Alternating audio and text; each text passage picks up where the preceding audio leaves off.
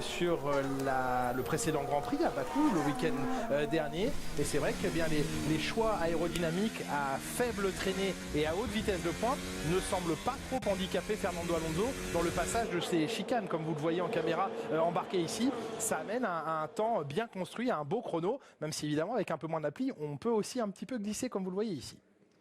Julien, l'autre, Simon Chotan, vous avez travaillé dans cette écurie alpine. Alors elle s'appelait Lotus à l'époque, après elle s'appelait Renault. Quelles sont les forces et les faiblesses de cette voiture sur ce tracé? Alors Alpine ou Renault a toujours été très très fort au niveau des réglages des suspensions. Ils ont un département très très doué, très très fort là-dessus. Donc ils ont été toujours très très très bons là-dessus. Donc ça ne m'étonne pas qu'ils aillent bien sur un circuit comme ici où il faut prendre beaucoup les vibreurs. Donc ça ne m'étonne pas du tout. Voiture performante ici. Ocon qui avait terminé 10e du dernier Grand Prix à Bakou et qui avait expérimenté, comme beaucoup de pilotes, ce phénomène de rebond avec quelques difficultés physiques. Vraiment, ces voitures très rigides sont compliquées pour les pilotes. Et écoutez ce qu'il nous racontait hier, anecdote racontée par Esteban Ocon sur l'arrivée du Grand Prix de Bakou il y a seulement 5 jours. Les fréquences, en fait, c'est hyper rapide sur les fins de ligne droite. Je peux regarder mon casque à Bakou. T'as plein les petits bosses et du coup t'as le casque qui tape comme ça. Mais à des fréquences hyper rapides, donc tu vois plus où t'es. Ça te trouve un peu la vision, tu vois plus rien. Le drapeau damier et tout, je le vois pas. Faut qu'on te dise à la radio. Sinon... Alors, ne pas voir le drapeau à damier, voilà, en caméra embarquée. Regardez la tête du pilote.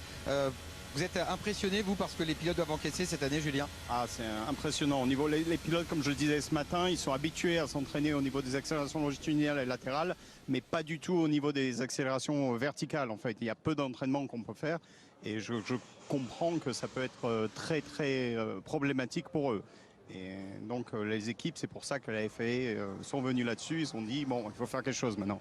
Le public est en place à un peu plus de 2 minutes de cette deuxième séance d'essai libre. On a parlé d'Esteban Ocon, on va parler également de Pierre Gasly rapidement avant que les voitures prennent la piste. Gasly 11e ce matin, il avait brillé à Bakou bien sûr, 5e chrono. On sait que l'AlphaTauri adore les virages lents, elle avait brillé à Monaco même si bon il y avait eu un problème en qualif, elle a brillé à Bakou. Est-ce qu'ici c'est un circuit avec vraiment assez de virages lents pour permettre à Gasly de briller? Oui, tout à fait, il n'y a aucun virage rapide, il n'y a que des épingles ou des chicanes qu'il faut prendre à relativement moyenne vitesse. Donc oui, ça peut être un circuit très très favorable pour les AlphaTauri.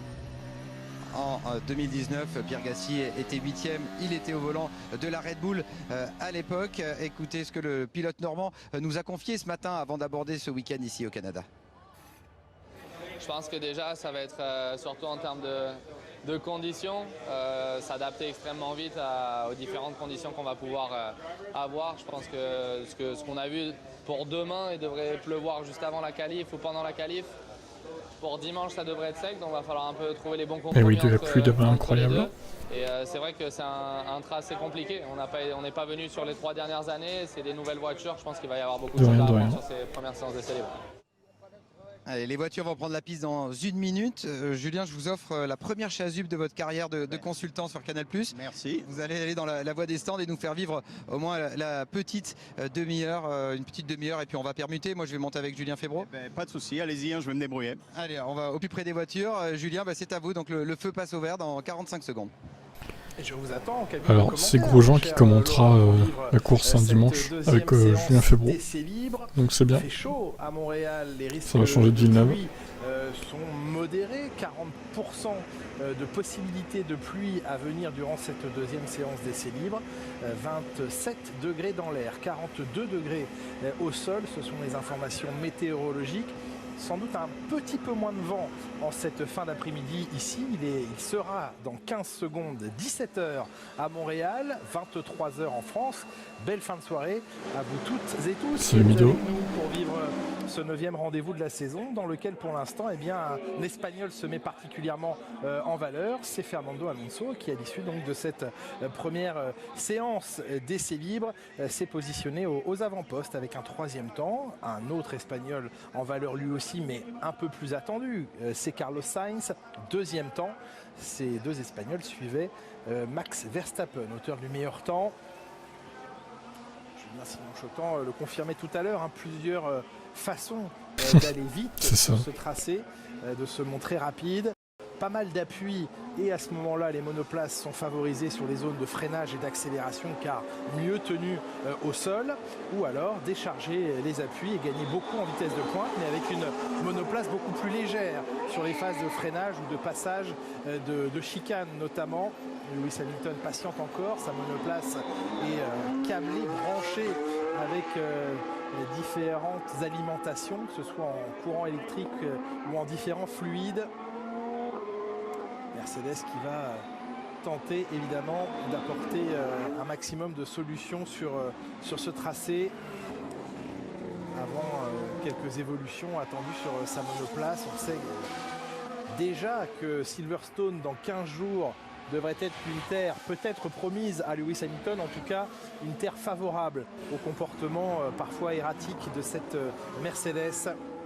On l'a appris au début de la première séance d'essai libre, Yuki Tsunoda prendra le départ de ce Grand Prix en fond de grille, changement de différents éléments moteurs, vous le constatez à droite de l'écran, au-delà des limites imposées par le règlement, 4e moteur, 4e turbo, 4e MGUH et MGUK, le dépassement au-delà de 15 points de pénalité vaut un départ en fond de grille, c'est donc ce qui attend Yuki Tsunoda. On a été, attention à cette sortie de stand. Oh, une safrélise. On va avoir une pénalité à Sébastien Vettel. Ouais, c'était une sortie des stands. C'est ce genre d'erreur bête quand même. On est plein à la radio. Ça peut valoir une amende pour unsafe release, sortie des stands dangereuse pour Sébastien Vettel qui lui a simplement obtempéré à l'ordre donné par son mécanicien. On était rassuré tout à l'heure par l'absence de pénalité pour Charles Leclerc puisque les éléments changés sur la voiture du Monégasque ne sont pas au-delà des limites autorisées. Mais entraînant chez Ferrari tout à l'heure, eh bien on avait le sentiment que peut-être tous les éléments n'avaient pas encore été changés. Attendons avec une certaine inquiétude de savoir si on en restera là pour les pièces changées. On rappelle que c'est un nouveau moteur thermique qui est monté sur la voiture du Monégasque, mais pas ce fameux 4e turbo qui lui vaudrait 10 places de pénalité. Est-ce qu'on attend demain matin pour changer cette pièce? Est-ce qu'on a changé cette pièce entre FP1 et FP2? On va guetter comme toujours. Je sais que Laurent, vous attendez toujours avec impatience ces documents de la FIA. Vous nous avez rejoint en cabine. On va attendre de savoir si Ferrari a monté ou non tous les éléments ou si d'autres sont à venir. Ce qui est terrible, c'est qu'on est seulement au tiers de la saison et si déjà des pénalités commencent à toucher Charles Leclerc et Ferrari, ça aura forcément des conséquences pour la lutte pour le titre, même si Verstappen lui avait connu ses problèmes également de fiabilité en début d'année. En abandon, finalement, ils sont à 2 partout. Mais il est fort vraisemblable que les deux pilotes soient touchés par des pénalités, mais pour l'instant c'est plutôt du côté de Ferrari qui a de l'inquiétude pour Charles Leclerc qui en plus a besoin de briller parce que moralement 4 poles consécutives, aucune convertie en victoire. On l'avait senti quand même assez touché dimanche dernier. Il prend coup sur coup là, ces derniers week-ends de Grand Prix pendant que ses coups sont assénés par le clan Red Bull qui a maintenant 80 points d'avance au championnat constructeur face à Ferrari et le différentiel de points entre Verstappen et Leclerc est de 80 points avec les points de retard de Max Verstappen sur Charles Leclerc au soir de l'Australie et ceux d'avance désormais, à savoir 34 points d'avance. Il avait 46 points de retard après l'Australie, il en a maintenant 34 d'avance. Ça fait un delta de 80 points repris par Verstappen sur les Grands Prix à San Marin, USA, Espagne, Monaco et Azerbaïdjan. Julien, Simon Chotan, on parle de Ferrari. C'est juste énorme la différence. Devant le garage et devant les ailerons de la Le nombre de points perdus bêtement quoi. On est juste devant les ailerons et je voulais vous montrer quelque chose qui était très intéressant. Cette petite prise d'air qu'on appelle une prise d'air NACA qui sert à accélérer le flux d'air et tout simplement cette petite prise d'air va servir à refroidir le pilote et à faire une petite entrée d'air pour le cockpit, pour le pilote. Merci Julien, les détails techniques de la Scuderia et de cet aileron avant de la Ferrari. On est avec Lando Norris. Coéquipier Daniel Ricciardo semblait avoir retrouvé un petit peu de rythme. Laurent, vous qui le côtoyez en permanence quasiment, Daniel Ricciardo, lui qui vous fait des déclarations d'amour enflammées régulièrement voilà, à votre micro, comment vous le sentez concrètement? Vous êtes au contact plus proche de lui. C'est difficile à cerner parce qu'il a quand même son sourire en toutes circonstances qui est finalement assez déroutant et qui parfois on est même à se dire il en fait trop, il ne peut pas sourire à ce point vu la série de résultats. Il a quand même été depuis le début de l'année complètement dominé en qualification par Norris. Il a battu une seule fois Norris, mais parce que Norris a vu son tour annulé en Espagne. Il n'avait pas marqué de points 4 Grands Prix consécutivement avant enfin de scorer quelques petites unités dimanche dernier à Bakou. Donc Daniel Ricciardo, c'est compliqué, il a une super aura, le public l'adore. Tout le monde l'aime, mais il est à une phase de sa carrière vraiment compliquée et peut-être son avenir se joue. Chez McLaren, on fait comprendre qu'il y a des clauses de sortie pour peut-être annuler son contrat 2023. Lui, il répète qu'il a signé un contrat ferme pour 2023. Et que ce serait lui qui aurait les options d'ailleurs à son avantage pour rester. Ce sera compliqué d'avoir la vérité là-dessus. Mais voilà, pour l'instant, il garde son optimisme légendaire. Daniel Ricciardo, même si maintenant il reconnaît de plus en plus, il a conscience qu'il ne sera jamais champion du monde. Ça, il a compris qu'il n'atteindra jamais son rêve. Mais remonter sur le podium, décrocher quelques succès comme son exploit l'année dernière à Monza, ça, il y croit encore. Leclerc vient de prendre le deuxième temps avec une monoplace assez rebondissante sur les vibreurs. Et Leclerc est deuxième. Proche de celui de Verstappen, Verstappen ce chrono qui enfonce le clou, 15-0. De l'améliorer à l'instant, Max Verstappen, sa propre marque, une 15-0-96. En médium. Et Leclerc est en rouge, en soft. 5 centièmes à 5 dixièmes, aïe. 6 dixièmes d'écart entre le chrono de Verstappen et de Leclerc. On revoit Charles Leclerc à la sortie des stands qui était il a eu du mal à tourner. De toucher le mur. So we will need two burnouts. What's going on with I cannot do burnouts. It was because of the turbo.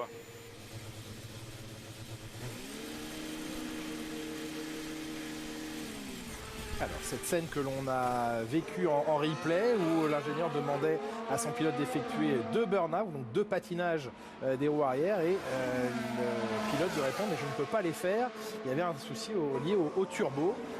Le fameux turbo dont on attend. Et il ferait bien de changer le turbo parce que ça travaille au même moment. Je pense qu'il va pas durer longtemps, turbo.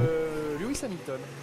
Oui, tout à fait. On voit que Lewis vient à peine de rentrer dans sa voiture. Ce qui est intéressant, c'est qu'on voit quasiment tous les mécaniciens de Mercedes autour de sa voiture. Donc c'est très rare qu'ils sortent 7 minutes après le départ. Donc ils ont clairement eu plus de problèmes à finir la voiture que ce qu'ils voulaient faire. Donc là, on voit qu'il est monté dans la voiture carrément avec la voiture sur les left vides, qui est très très rare. Donc ça veut dire qu'il ne s'attendait sûrement pas à finir aussi tard la voiture. Qu'est-ce qui se passe? C'est Mercedes là encore. Ils sont maintenant un peu plus rapprochés. La première et la on se dépêche les gars là. Se trouvent un peu plus proches l'une de l'autre.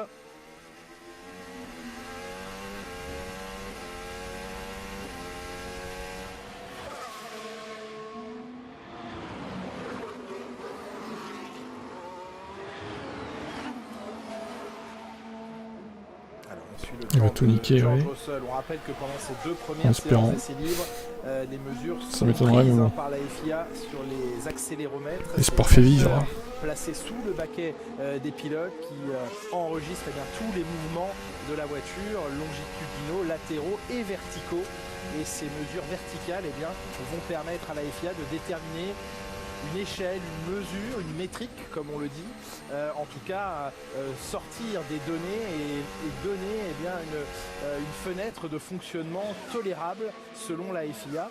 Et demain, pendant les essais libres, sur 3 tours, chaque pilote, chaque monoplace sera jugé pour savoir si elle rentre dans cette fenêtre acceptable de rebond et donc d'accélération verticale. Si elles sont dans cette fenêtre de fonctionnement acceptée par la FIA, il n'y aura aucun changement à opérer sur le réglage des voitures. On pense que la Red Bull pourrait se trouver immédiatement dans cette fenêtre parce qu'elle semble bien gérer, Laurence, ce rebond. On voit qu'elle est plutôt stable. Par contre, Ferrari et Mercedes pourraient se voir contraintes de rehausser cette voiture. Et la problématique, c'est que Mercedes était plein pour espérer un changement du règlement et peut-être couper les ailes de Red Bull ou obtenir une modification sur les planchers ou sur des éléments aérodynamiques pour tenter d'éradiquer pour tous ce phénomène. Et la réponse de la FIA a été non, on ne change pas le règlement. On va au contraire imposer aux écuries de ne plus rebondir. Et pour ne plus rebondir, il faudra sûrement hausser la hauteur de caisse pour Mercedes, peut-être pour Ferrari, parce que la Ferrari rebondit aussi beaucoup, même si les pilotes s'en plaignent moins. En tout cas, Leclerc s'en plaint moins. Sainz a été aussi un de ceux à ouais, c'est ce qu'il disait, les clauses. Après, personne ne sait vraiment ce qu'il y a dans les clauses. Hormis McLaren, du coup. Ferrari pourrait être le plus gros perdant dans cette affaire, Laurent. Oui, et avec un écart qui se créerait entre Red Bull et Ferrari. Alors, est-ce que les 5 dixièmes de retard de Leclerc sont déjà là parce que Ferrari a relevé la hauteur de caisse? Je pense qu'il y aura pas mal de secrets qu'il faudra enquêter ce soir dans les allées du circuit Gilles Villeneuve pour vraiment savoir. Vous prendrez votre pipe et votre loupe pour aller enquêter à Jean-Laurent. Si vous voulez bien, blocage de roue de Sergio Pérez. Verstappen qui vient d'améliorer une 3e fois sa marque, une 14,792, toujours sur ce premier train de pneumatique médium. Alors que Checo Pérez gratifiait le public d'un petit tout droit dans l'enchaînement des virages 1 et 2. Et Alonso encore 3e, comme ce matin, entre les deux top teams.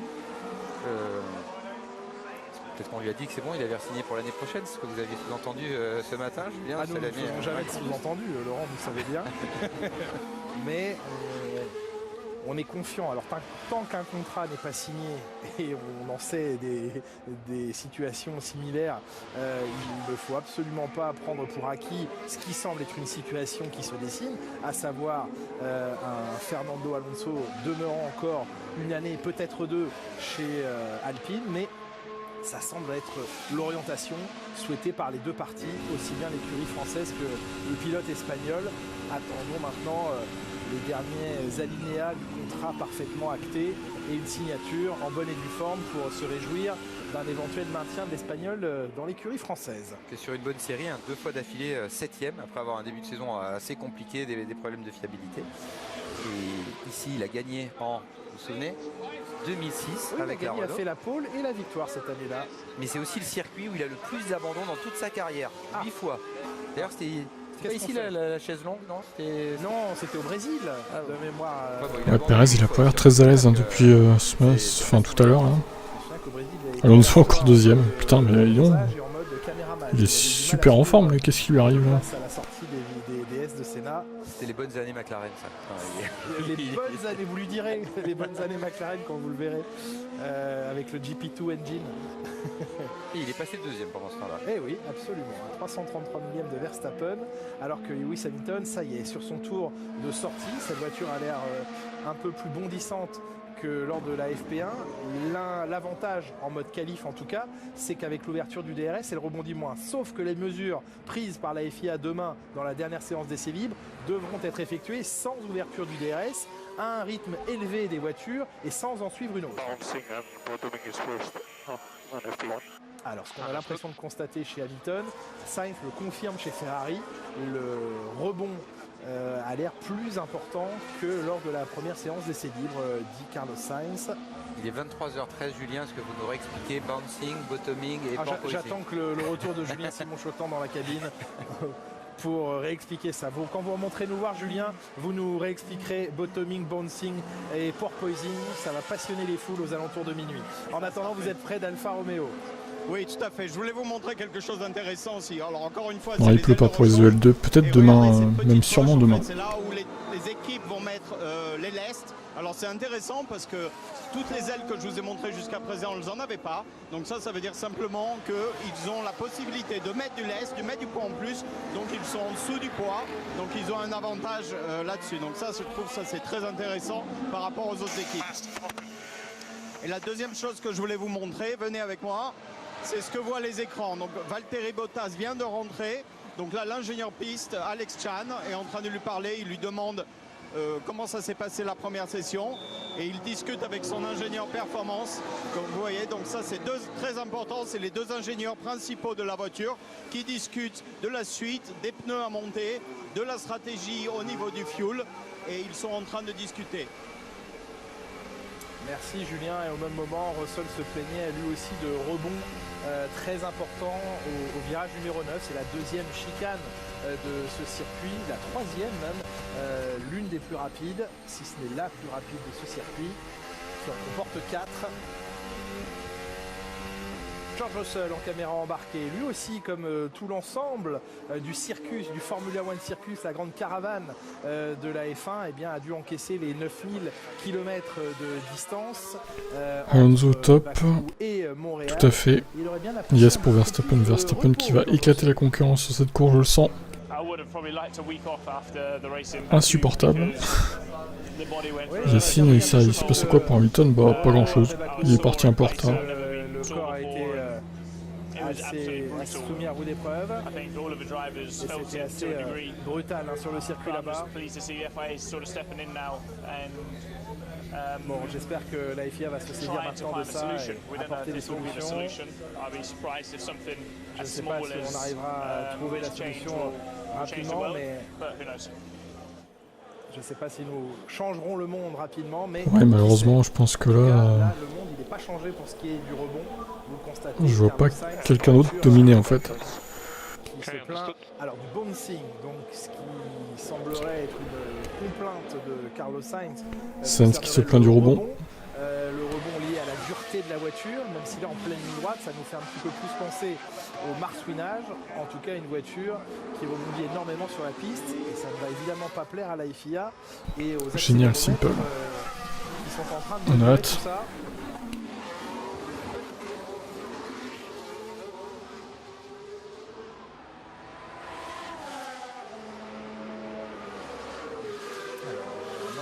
Concernant Pierre Gasly, qui n'a pas été en mesure de suivre les instructions de la direction de course, ça a été noté.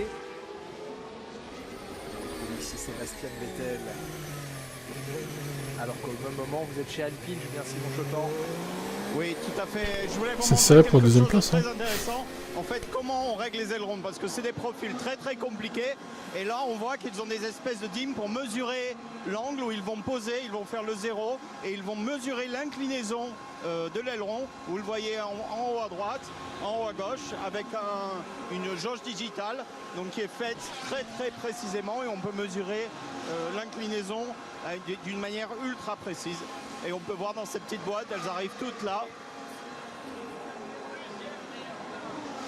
Julien, on profite d'être avec vous. Je suis en train de me poser une question, mais qui est peut-être simplement tordue. Est-ce qu'on ne serait pas en train, chez les top teams, de volontairement faire beaucoup rebondir les voitures sur la piste pour s'offrir une petite marge pour la suite du week-end, puisque la FIA est en train de fixer son échelle en ce moment? Je n'en suis pas sûr parce que je pense que tous ces réglages vont être faits demain. Demain, pendant 3 tours, ils vont devoir faire ce genre de choses. C'est important que maintenant, FP2, ils se préparent pour le reste du week-end, on va dire. Donc je ne pense pas qu'ils induisent un bouncing spécial ou un porpoising spécial juste pour passer des limites que la FIA aurait imposées. Donc je pense qu'ils se concentrent plus sur leur week-end maintenant et ce qu'ils doivent faire jusqu'à dimanche. Moi, ce qui me semblait, Julien, mais après c'est peut-être l'interprétation de cette fameuse directive technique, c'est qu'ils commençaient maintenant sur ces 2 premières séances d'essais libres à prendre des mesures et que les 3 tours en FP3 devraient être 3 tours dans la bonne fenêtre qu'on leur aura indiquée avant FP3. Mais peut-être me trompais-je. Non, tout à fait. Alors après, comme on a discuté ce matin, ils peuvent rouler pendant ces 3 tours, ils ne veulent pas dire grand-chose. Il suffit d'ajouter 3 PSI ou même de changer les hauteurs de caisse pour passer justement ces limites. Comment la FIA va réussir à déterminer que les voitures sont dans une règle non mais c'est incompréhensible leur truc du rebond là. C'est la Formule 1. Ils vont tellement gruger, il y en a, je suis sûr. Ils sont mieux pour détourner les règles à leur avantage. Mais ça va être facile à détourner, je pense. On a compris, Laurent, ce qui si j'ai bien compris, les voitures entre marsouinage et les écuries, ouais, c'est ça. Simple. La direction de course. Il a coupé le dernier virage et il n'est pas passé du bon côté du panneau orange avec les flèches. Donc il va avoir peut-être une réprimande. Il s'était déjà pris une amende ce matin pour excès de vitesse dans la voie des stands, 82 km/h au lieu de 80. Et ben, ça fait 300 €. Eh oui, c'est 100 € par kilomètre-heure supplémentaire dans la limite de 1000. Oui, Pérez est en difficulté pour l'instant. Quand vous êtes à 90 km/h. Sergio de retour dans ses travers après une lueur d'espoir à Monaco. pilote rentrait en à fait, 250 km/h dans la voie des stands. 94, en fait, c'est le dramatique Grand Prix de San Marin, Imola 94, le décès d'Ayrton Senna. Pendant la course, Michele Alboreto perd un pneu dans la ligne des stands, percute un mécanicien qui est blessé. Et à cette époque-là, on roulait encore à 200, 300 dans les stands. Ça paraît mais complètement aberrant. Comment pendant de 1950 à 94, on a pu se dire tiens, roulons à fond dans les stands. Ça paraît fou. Et donc depuis pourtant 1994, il y a cette limitation. 80 la plupart du temps, 60 dans les voies des stands les plus étroites. Du coup, je me pose la question, ce que l'on vit à l'heure actuelle, qu'est-ce que, parmi ce que l'on vit en ce moment, nous paraîtra aberrant dans 20 ans, 30 ans? Quelles sont les situations que l'on vit en ce moment? Peut-être le rebond. Cela paraîtra-t-il aberrant, mais voilà. Ou de ne pas avoir de pare-brise, puisqu'après tout on s'est habitué au halo, peut-être qu'on dira un pare-brise complet, ou fermer les voitures, ou recouvrir les roues. Un pilote dans les voitures. Non, mais un jour il y aura plus de pilotes dans ces voitures, ce seront des voitures robots. Et on dira mais quelle idée on a eu un jour de mettre des pilotes dans ces voitures. Avec des erreurs humaines, c'était complètement aberrant. Incroyable. Non mais l'engrenage, on l'a vu l'année dernière à Monza quand Hamilton et Verstappen se sont montés dessus, c'était à faible vitesse. Voilà les roues qui se prennent dans un phénomène d'engrenage et qui font décoller les voitures. Peut-être qu'un jour on va caréner toutes les roues pour éviter ce genre de problème. J'ai pas de décalage. Peut-être. Oui, je sais pas, non, ça va. Quasi Les tout. premiers points marqués par Lance Stroll, c'était ici même en 2017, ses premiers points en Formule 1. Pas de décalage sur image. Et Mike Crack, le nouveau patron d'Aston Martin, qui est Fait luxembourgeois, bruit qui par parle loin, très ouais. bien français, qui sera à notre micro demain matin. Ah, vous êtes comme ça, vous prenez des rendez-vous avec Mike Crack. J'annonce. Très bien, vous prenez des risques.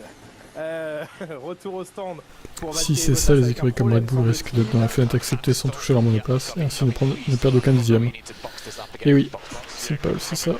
Eh oui, le moteur à Calais est déjà, alors qu'il est au point mort sur Bon, son Bottas, il a encore des problèmes. Déjà lors de la première séance d'essai libre, il avait pris le Décidément, il n'est pas verni, à lui. l'épingle de ce circuit tout au bout du tracé. Il s'en était plein à la radio et là à nouveau le moteur à Calais. Puisqu'on est dans la voie des stands, eh bien on vous y retrouve Julien Simon-Chetan avec les différents outils qui permettent aux équipes de faire leurs arrêts.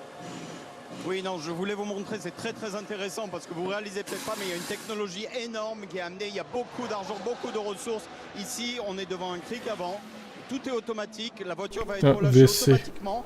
Dès que le pistolet que vous voyez ici va relâcher un signal, la voiture va descendre. Une marmotte a été écrasée. Ça aussi, même un panotage aussi simple que ça, qui sert juste à avoir une flèche pour savoir où le pilote a été amené. Et pour la petite anecdote, ça c'est un système que Kimi avait développé. Pourquoi Mazepin a été pilote de F1 en dessous, une lumière en dessous de la flèche, qui donne une lumière fluorescente sur le pneu et qui permet au pilote de voir justement non seulement avec la flèche mais avec cette lumière où il peut s'arrêter pour être à 1 cm, 1 demi-centimètre. C'est le niveau de précision qu'on veut. Un débris sûrement. Merci beaucoup Julien Simon-Chetan. Et au même moment, eh bien, Virtual Safety Car sur la piste. On a l'explication. C'est Alex Albon qui a laissé sa canette de boisson. C'est Albon qui a balancé sa canette de Red Bull. Ah oui. Attention, le tri, c'est important. Pour revenir à ce que disait Julien dans les stands, imaginez, on peut être ingénieur en Formule 1 et ne pas travailler sur la voiture, mais travailler sur un cric, travailler sur des pièces, des ventilateurs qu'on place sur les écopes de frein ou sur les radiateurs à chaque fois que la voiture rentre au stand. Il y a Alonso Solid P4, et oui, incroyable. Et les Aston 5 et 6, quelle folie. Chez des fournisseurs et qui sont les mêmes pour tout le monde en F1, tout est sur mesure. Et c'est ce qui fait aussi la beauté de ce sport et parfois certains excès. Alors demain il risque de pleuvoir, hein. Donc ça peut changer effectivement la donne. Même si évidemment Verstappen est fort sur la pluie aussi, donc mais bon, ils seront plus à même de faire des erreurs sur la pluie peut-être. À Donington en Grande-Bretagne, Ayrton Senna avait battu le record du tour en passant par la voie des stands. Je ne connaissais pas cette anecdote. Pète un câble tout. Ça a énervé mon père, si vous voulez tout savoir. Ah oui, ça était nous plutôt intéresse, ça. un Prost. non, mais ça a été étonnant. À Donington, c'est la seule fois où il y a eu Gasly, bon après ils sont... Putain, 10 millièmes entre lui et Tsunoda d'ailleurs. C'est tellement proche. Je pense qu'ils sont à la limite de leur voiture, hein, malheureusement. En finissant le tour. Ils peuvent pas faire beaucoup mieux pour l'instant. Non mais c'est Perez qui est très loin là, qu'est-ce qui lui arrive? Ultra loin quoi. Et la pénalité devait ensuite être servie avant le drapeau à David. On fera le débrief des qualifs, des essais 1 et 2 demain, hein, pas ce soir évidemment, vu l'heure. Il a peut-être raté son tour à Perez. Il va sûrement Quelque chose l'améliorer. d'étrange. Yeah, box. Try to minimize downshifts again.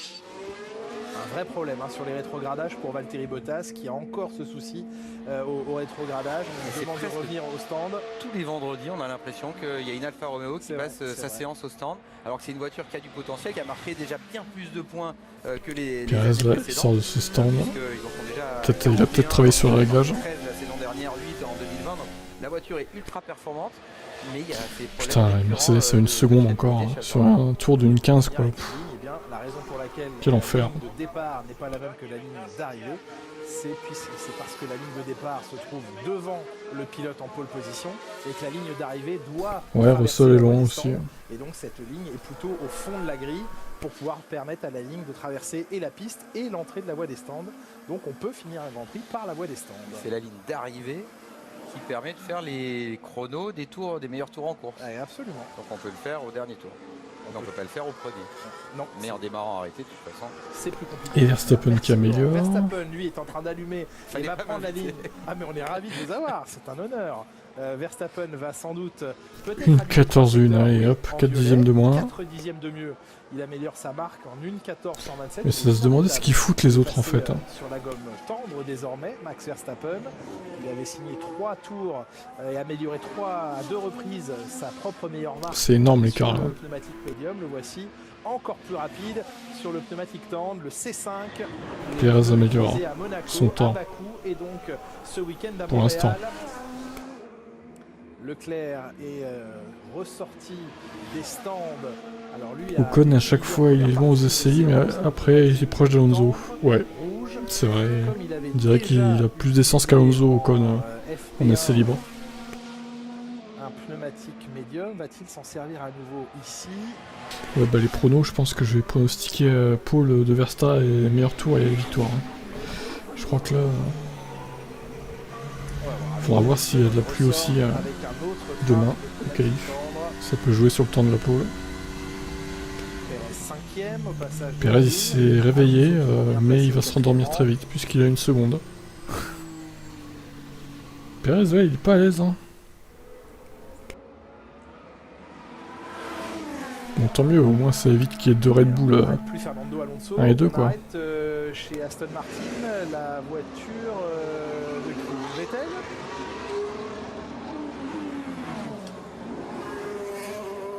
Il est reparti. Ah ben, on l'a pas eu.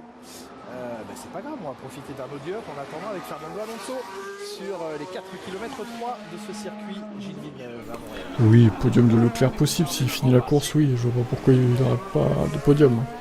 La Ferrari reste pas mauvaise quand même. Qu'est-ce qu'il y a comme pneu? Bonne question. A priori, il a des softs.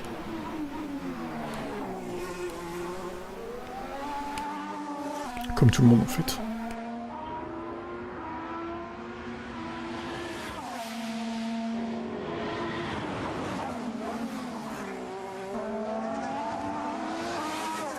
Bah pour le coup Monaco était technique aussi et pourtant il était devant lui. Hein. Donc ça ne veut rien dire.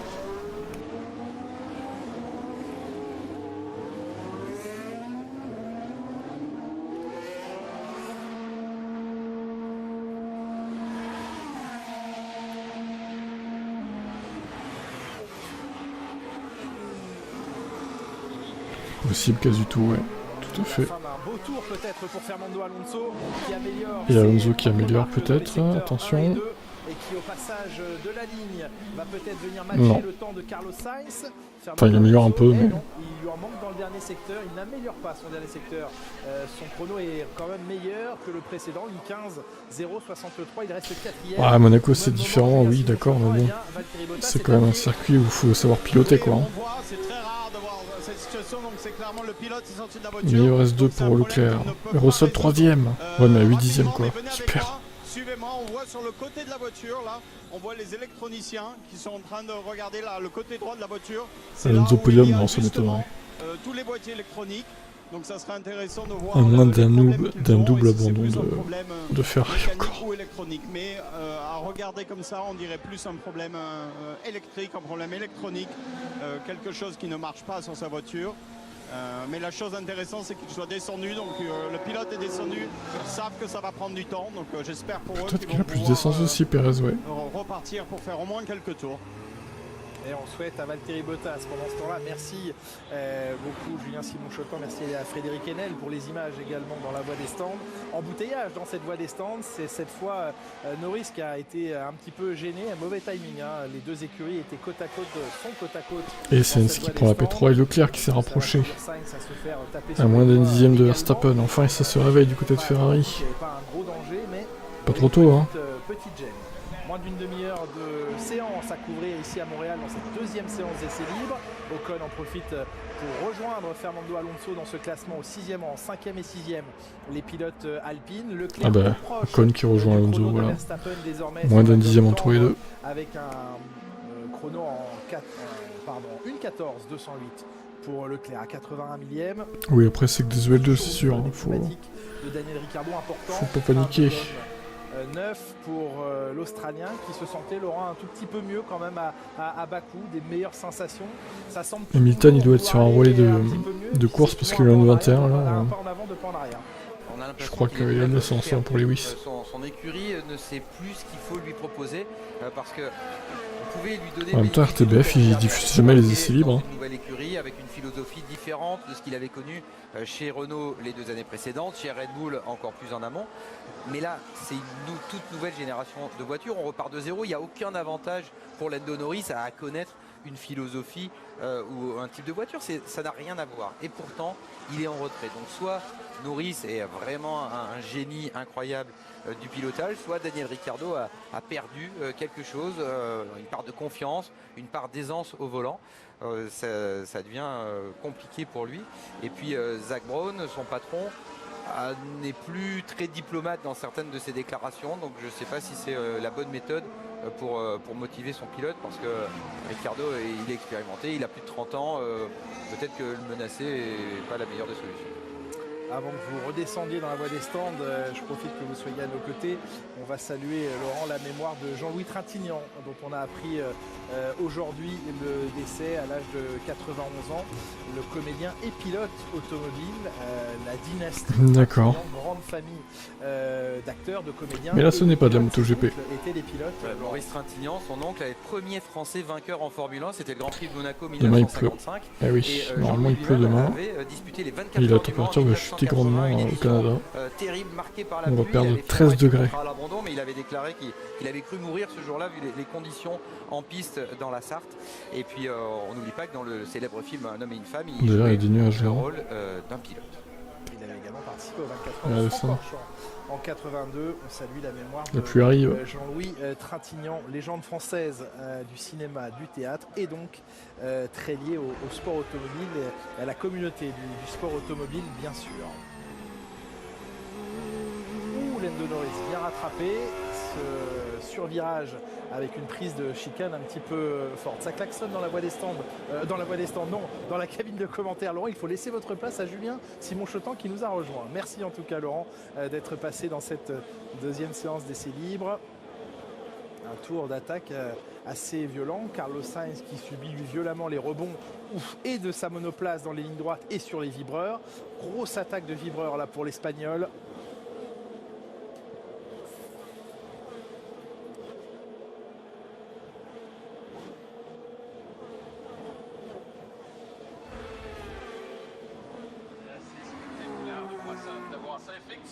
Esteban Ocon, 9e maintenant avec l'entrée dans le top 10 des pilotes McLaren, 7e et 8e Lando Norris et Daniel Ricciardo. Ocon 9e, Perez 10e, là, beaucoup plus discret dans cette session Sergio Perez. Qui sur la lancée de Monaco se voyait bien parti pour remporter le Grand Prix d'Azerbaïdjan, mais qui peut-être, mais Latifi n'est pas un champion, donc est-ce qu'il va percuter ce mur finalement? On peut en douter. Avant d'être assez facilement rejoint, dépassé par Max Verstappen. Il y a eu une petite consigne, Julien Simon-Chotan, à la radio, mais c'était plus un rappel pour ne pas sur YouTube, pensez à vous abonner et à mettre un pouce bleu. Évidemment. Ferme et sévère. Passage très rapide de Pierre Gasly dans la dernière chicane. Oui, là ils sont à la fin de leur tour de qualif, de simulation de qualif. Alors ça fait quoi de se balader dans la voie des stands, Julien, quand on est d'habitude bloqué sur son ordinateur et sur ses écrans de contrôle dans le garage? C'est sympa, j'ai essayé de ne pas me faire écraser. C'était déjà un succès et puis ouais, c'est sympa. On voit comme souffrent les pièces, Julien. On est là sur les déflecteurs qui viennent canaliser l'air sous la partie avant du plancher.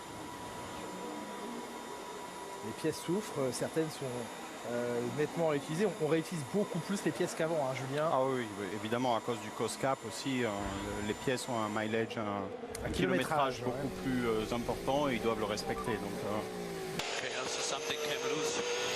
The left foot. Copy, we'll have a look. Box, box. Something is definitely loose. Seems to come loose in the last corner. So. Copy that, we'll have a good look. Qui bouge au niveau de son pied gauche. C'est souvent qu'on entend ça, notamment chez Sébastien Vettel. Ouais. Quelque chose qui donc bouge dans son cockpit. Box, box.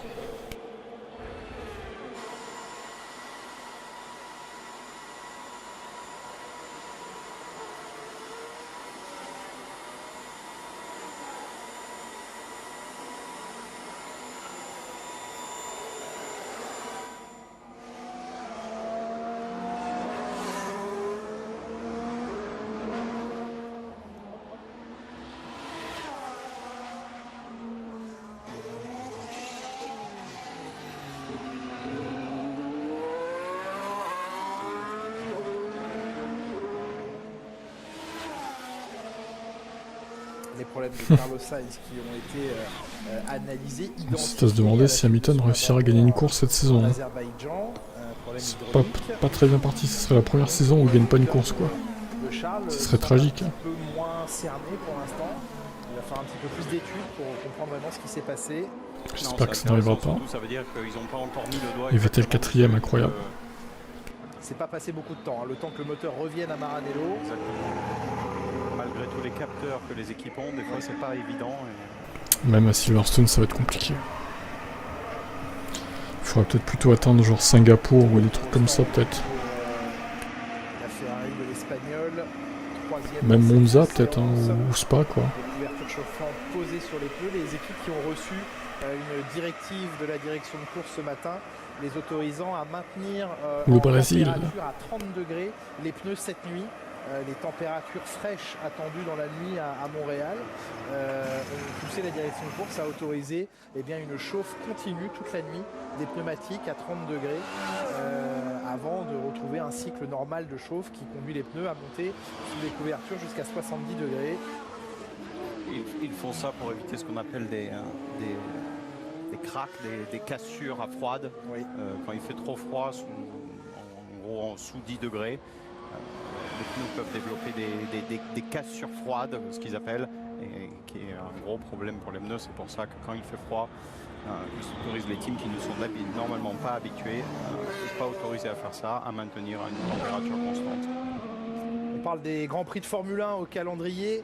On sait qu'après le Grand Prix d'Azerbaïdjan, le patron de la F1, Stefano Domenicali, s'est rendu en Afrique du Sud, à Kyalami, dans l'optique peut-être de voir réapparaître ce Grand Prix. Kyalami qui était au calendrier de la Formule 1 jusqu'en 1993 avant de disparaître. Il n'y a plus eu depuis de Grands Prix disputés sur le continent africain.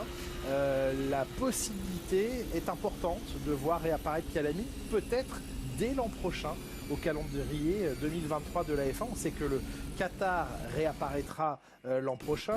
On sait qu'apparaîtra pour la première fois Las Vegas, peut-être Kyalami, le calendrier qui pourrait monter à 24 Grands Prix dès l'an prochain. C'est aujourd'hui la limite des accords Concorde. Il faudrait un accord unanime des différents partis prenants en F1 pour remonter au-delà de 24. 24, c'est pas mal déjà. 24 courses. Mésentente avec un Daniel Ricciardo qui arrivait sur Guan Yu Zhou, mais de trop loin. Et il est très énervé.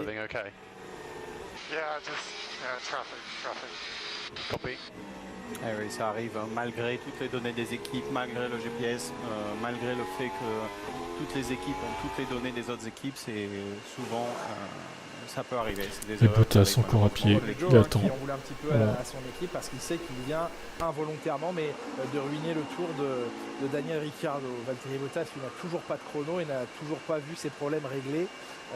Problème au rétrogradage, il s'en est plaint en FP1, c'est un problème qui le bloque au stand en FP2 maintenant.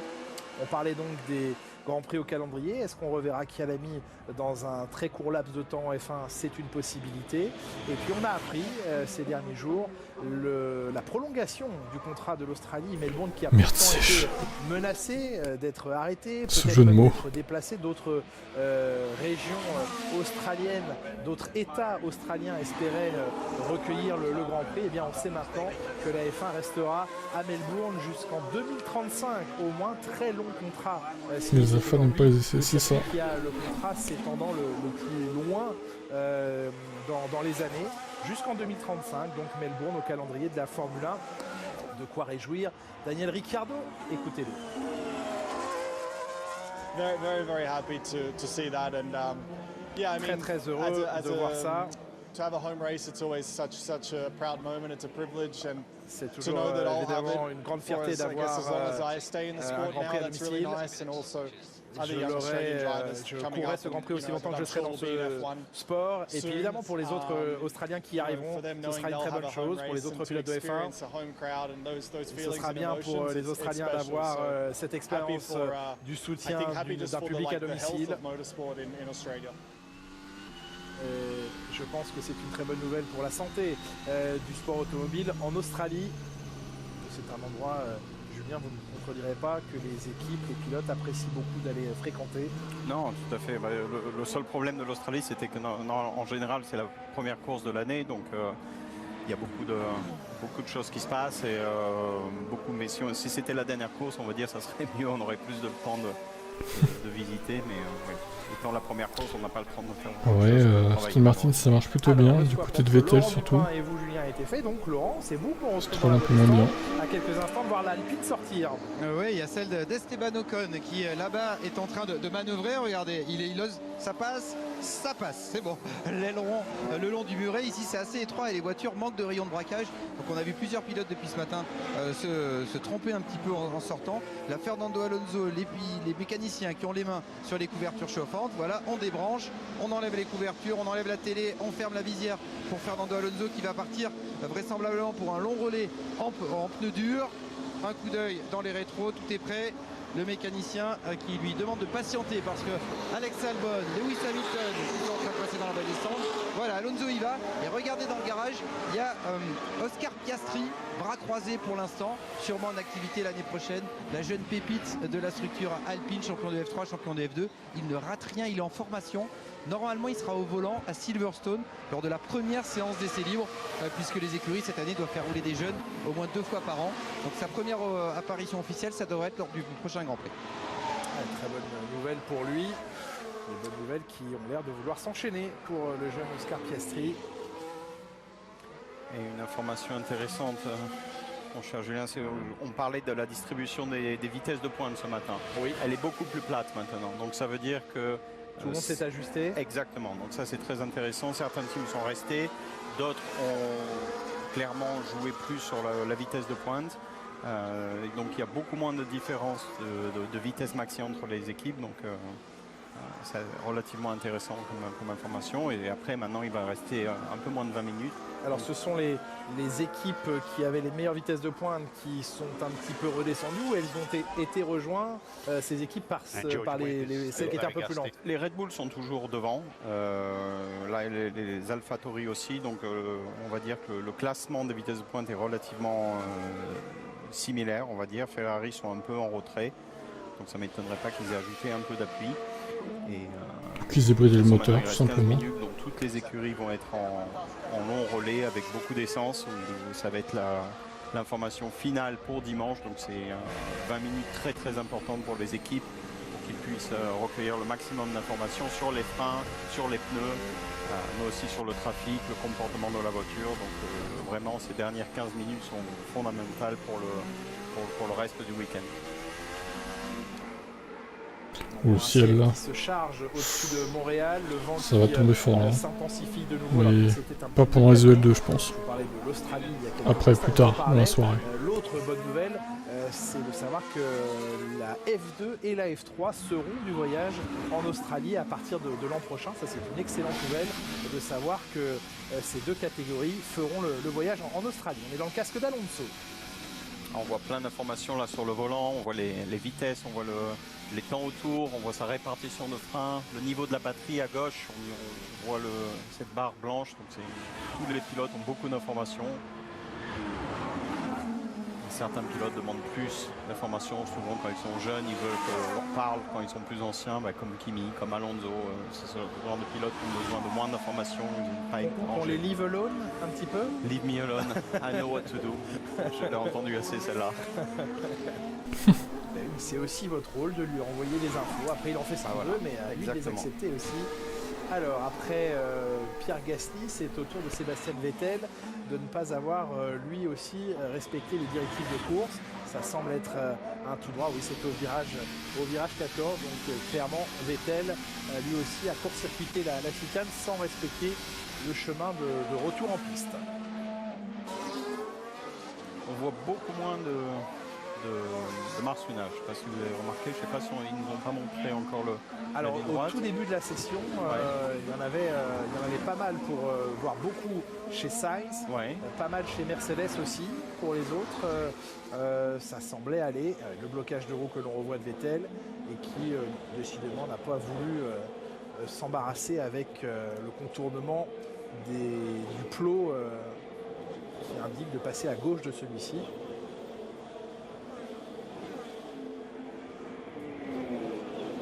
Voici ce plot. On s'en occupera une autre fois. Voilà. Bah, Pérez 11ème pour l'instant. Et là il a envoyé les courses. Oui, c'est pas horrible comparé à Bakou. Bon, les Red Bull étaient déjà bien là-bas, mais elles bougent ces voitures évidemment, mais ça n'a pas l'air d'être détrimental. La stabilité dans la ligne droite des Red Bull, il n'y a quasiment aucun rebond quoi. C'est vraiment très léger. C'est impressionnant. Pour l'instant, Pérez a bien du mal à approcher. Très discret Sergio Pérez, on le disait, vous le constatez, il est pour l'instant à la 11e position. Le Mexicain, Sergio Pérez 4e lors de la première séance qui concédait près d'une demi-seconde à Max Verstappen qui était déjà le plus rapide. Lui est maintenant assuré de passer 2 années supplémentaires au sein de l'écurie Red Bull. Forcément un poids enlevé sur ses épaules. Son avenir est connu pour les 2 prochaines années. Oh non, Matt le fou, je pensais pas ça. Hein. Pas du tout. Je pensais qu'il pondrait une voiture qui serait en lutte avec Red Bull et Ferrari quoi. Au moins. Voire dominante, limite. Là c'est la douche froide. Hein. Extrêmement performant au volant de la Aston Martin, 4e temps. Pierre Gasly après défoncé, oui. Bonne nouvelle, 6e le français. Pour l'instant il a l'avantage au sol, après est-ce que ça durera toute la saison, on verra. Pérez a des problèmes sur les longs relais, il cherche peut-être des datas. Possible. Un peu le long run qu'ils font, le long run de Alonso spécialement est très très compétitif. C'est un des meilleurs que je puisse voir au niveau consistance. Donc c'est de bon augure pour. Alors quels sont les éléments qui permettent d'analyser ainsi? C'est la proximité des temps tour après tour. C'est l'évolution des temps, c'est de voir l'évolution des temps par rapport. Putain, ouais, Alonso il a l'air bien. Hein. S'il y a de la dégradation, combien ils perdent par tour. Mais j'aurai peut-être pas le podium à la régulière, mais au moins un top 5, ouais. Possible. Hein. Par rapport à la dégradation des pneus, on va dire. La dégradation, Julien, qui souvent évolue, les écarts en tout cas, ce que nous livre Pirelli tous les vendredis soirs. Pirelli offre cette information, livre cette information d'écart de performance entre chaque type de Russell c'est l'avenir, oui. le médium et le dur. C'est évident. Souvent, ces écarts se resserrent, la fenêtre de performance se resserre d'un pneu à l'autre au fil du week-end. D'un pneu à l'autre, c'est surtout à cause de l'évolution de la piste. Donc c'est pour ça que les informations que les équipes vont avoir aujourd'hui sont intéressantes, sont importantes, mais la piste que les équipes vont trouver dimanche sera très très différente. Donc c'est pour ça que les équipes vont ce soir faire beaucoup de simulations, vont prévoir, vont faire des prédictions. Peut-être que dimanche, la piste aura été lavée du samedi en fait. Toutes ces données tout simplement. Donc, pour savoir, pour avoir une idée. Ouais, sauf que la pluie elle sera pas le dimanche, elle sera le samedi, ça sera demain.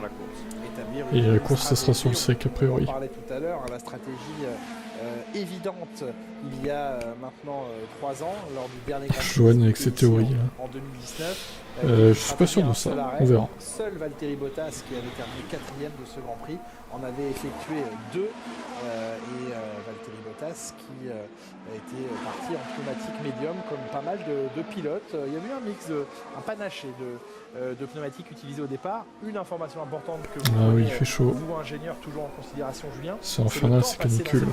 Demain, ça va être encore pire. Dans le sud, il prévoit 44 degrés quoi. Qui varie pour les meilleurs c'est vraiment l'horreur totale. Beaucoup de temps sinon pour les autres, mais c'est une des voies des stands les plus courtes de la saison.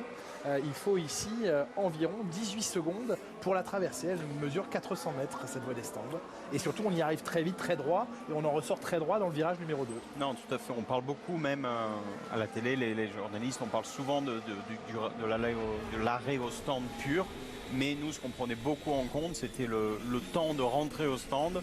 Le freinage. Quel enfer. Demain ça va être pire, prépare-toi. Le freinage dans l'entrée de la position. Tu vas gagner 3-4 degrés demain. Et le tour de je sortie, pourrais pas, moi. Toutes ces informations venaient mesurer, et c'était très très important pour nous, même souvent plus important même que l'arrêt au stand en lui-même, parce que le pilote peut faire une énorme différence s'il va freiner 1 mètre, 2 mètres plus tard à l'entrée des stands. On a les bons élèves là, Julien. Ouais. Charles Leclerc puis Nicolas Latifi ont respecté Bravo la Latifi. de retour en piste. Bravo. Alors chez la situation compliquée pour ce qui est des pièces, beaucoup de difficultés d'approvisionnement de pièces. Il y a eu beaucoup de casses effectuées sur les As depuis le début de la saison, particulièrement chez Mick Schumacher. Et As qui est clairement en difficulté. Ah, toi aussi en Normandie, toi. Bah, moi 26. Donc un peu moins chaud, mais bon. Ça reste quand même élevé pour dormir. 26 degrés, c'est trop. C'est trop. La dernière évolution de la saison. Lors de ce 13e Grand Prix, on aura passé le cap de la mi-saison depuis le Grand Prix d'Autriche, mais il n'y aura pas d'évolution ensuite apportée à cette voiture jusqu'au terme du championnat Phoenix, à Abu Dhabi, fin novembre, 22e. En même temps, avec Phoenix dans ton pseudo, tu renais tes cendres. Sur un mode économie et bascule de bon, il y a encore 7 minutes dans cette séance. Il se passe pas grand chose quand même. Certaines écuries ont déjà à ce stade de la saison. C'est un peu soporifique. 17 juin ont déjà des 26, maquettes en soufflerie, Julien, de la voiture 2023. La voiture 2023 existe déjà dans les souffleries. Évidemment, à l'état de maquette, mais existe déjà. Oui, tout à fait. Il faut savoir aussi que la voiture de l'année prochaine sera relativement similaire à celle de cette année. Ça sera, on ne parle pas de changement comme il y a eu cette année. Donc tout ce que les équipes peuvent apprendre maintenant, ça sera utile pour l'année prochaine. En sachant que très tôt, les équipes techniques d'ingénieurs fixent des points importants de concept 2023 de l'année suivante, en sachant que l'empattement des monoplaces et le système de refroidissement des monoplaces, Julien, fait partie. Alors demain, ce sera un peu plus tôt, les C3 ce sera 19h, entre 19h et 20h, et les qualifs seront de 22 à 23h. Juste pour le fabriquer, c'est quelque chose d'assez compliqué. Donc ce sera 1 heure plus tôt, c'est pas plus mal. Oui, il faut que ça soit décidé très très rapidement, c'est une des choses qu'il faut décider en premier. Donc là, Julien, je vois notre analyse sur les temps, c'est très intéressant parce que c'est très très serré entre les Red Bull, les Alpine et la Ferrari de Sainz, d'ailleurs, qui me semble mieux que celle de Charles. Il a fait des tours. Tu n'as pas raté grand chose de manuel.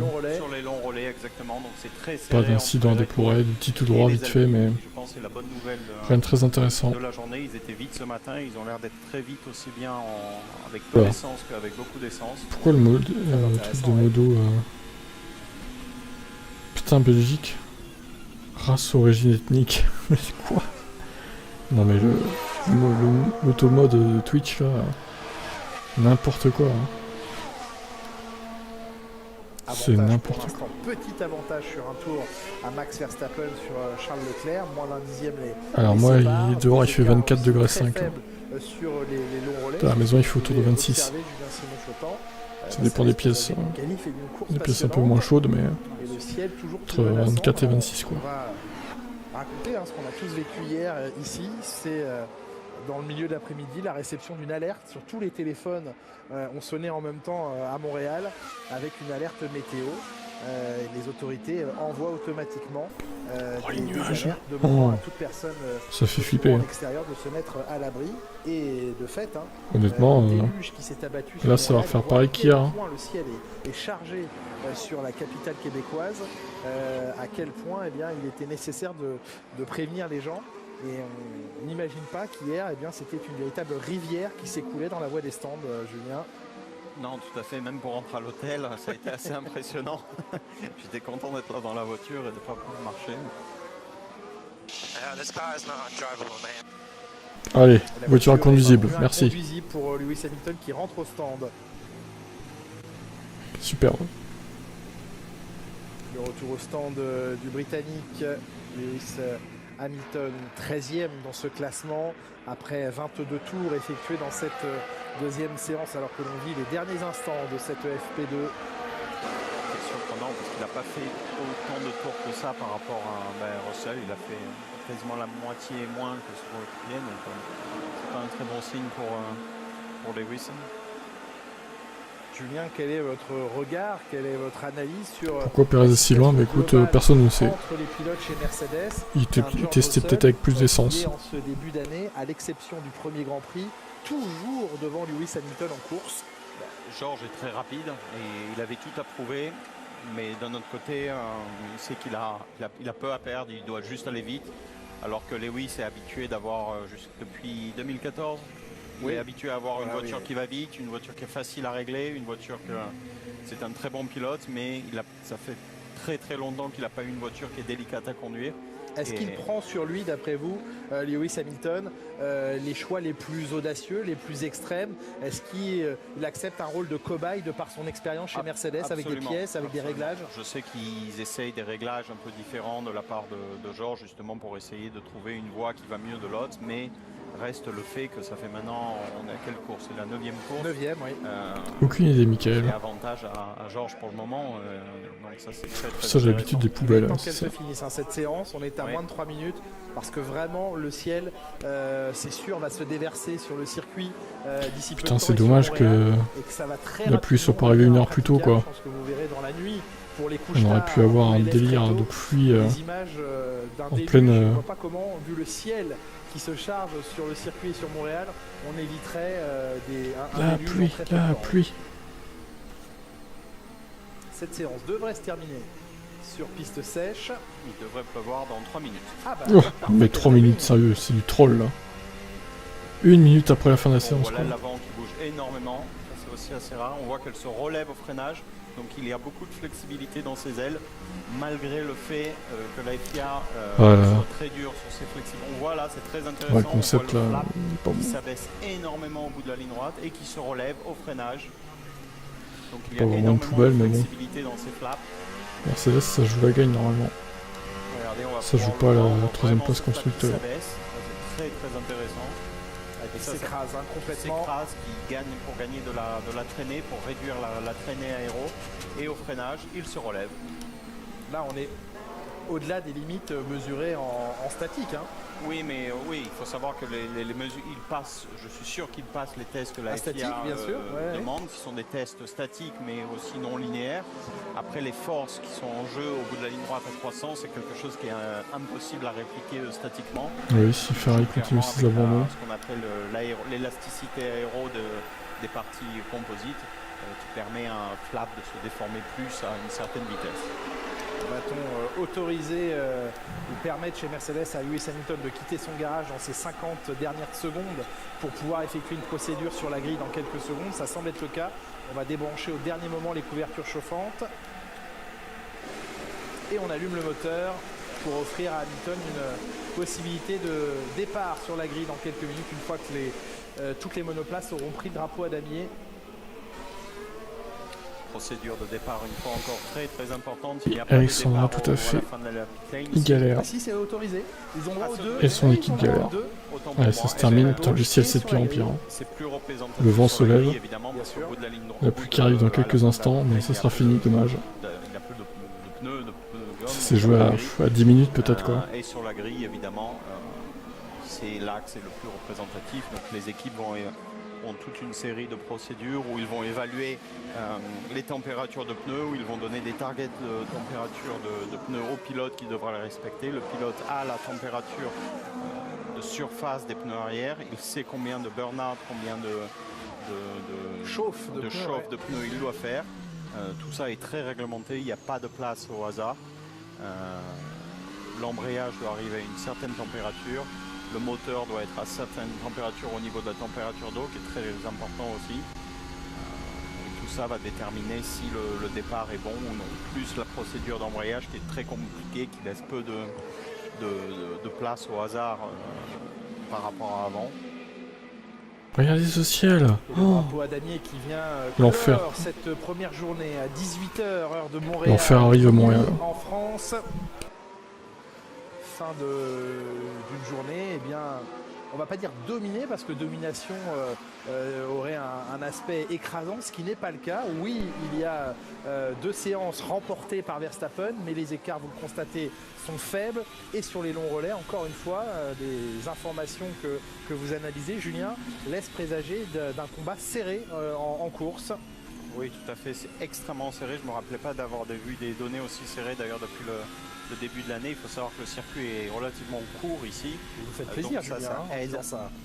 Ça aide justement, oui, exactement. Ça aide à resserrer les écarts entre côtes. Très bien, tant mieux. On affinera encore évidemment toutes ces informations demain lors de la dernière séance d'essais libres. 18h40 pour la dernière séance d'essais libres, 21h40 la séance de qualification de ce Grand Prix du Canada, 18h40 pour les essais libres sur Canal+ Sport, 21h40 toujours sur Canal+ Sport, la séance de qualification. On retrouvera Romain Grosjean qui sera à mes côtés pour ces 2 séances demain et pour le Grand Prix dimanche. Je vous serai Julien Simon-Chotan dans la voie des stands pour poursuivre l'analyse et l'observation de tout ce paddock, des monoplaces et de tout ce qui se déroule ici à Montréal. On se réjouit bien sûr de vivre avec vous, Julien, avec Romain Grosjean, ce 9e week-end de la saison qui s'annonce intéressant dans la bataille. Red Bull, Ferrari, Verstappen, Leclerc, bien sûr leurs équipiers. Et puis des troubles faits. Vettel 4e aujourd'hui, Fernando Alonso 5e, Pierre Gasly 6e. Les Mercedes toujours en retrait. 7e George Russell, Hamilton à la 13e position. Vettel qui était d'ailleurs pas trop mal dans les long runs aussi, donc